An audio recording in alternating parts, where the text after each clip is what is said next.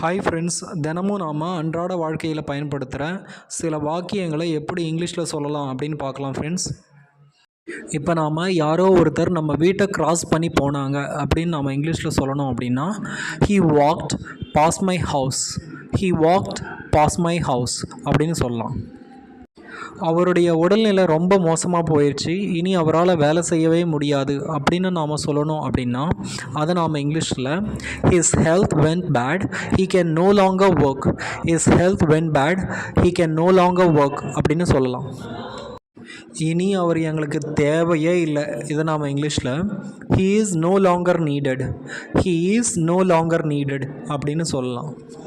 நீ செஞ்ச தப்பு நீ ஒத்துக்கிட்டு தான் ஆகணும், இதை நாம் இங்கிலீஷில் you should admit your mistake, you should admit your mistake. Admit அப்படின்னா செஞ்ச தவறை ஒத்துக்கிறது. சில சமயம் நாம் சந்தோஷத்தை வெளிப்படுத்துகிற விதமாக நான் இப்போ இருக்கிறத விட 10 வருஷம் இளமையாக இருக்கிற மாதிரி நான் உணர்கிறேன் அப்படின்னு சொல்லுவோம். இதை நாம் இங்கிலீஷில் I feel 10 years younger than what I am, I feel 10 years younger than what I am அப்படின்னு சொல்லலாம்.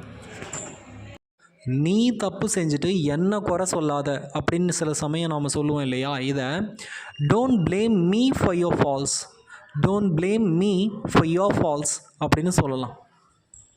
நாம் சில சமயம் அட்வைஸ் பண்ணும்போது நீங்கள் அப்படி செய்யாதீங்க, அப்படி செஞ்சீங்க அப்படின்னா நீங்கள் சரியான பாதையிலிருந்து வழி தவறி போயிடுவீங்க அப்படின்னு சொல்லுவோம். இதை நாம் இங்கிலீஷில் you will stray from the right path, you will stray from the right path அப்படின்னு சொல்லலாம்.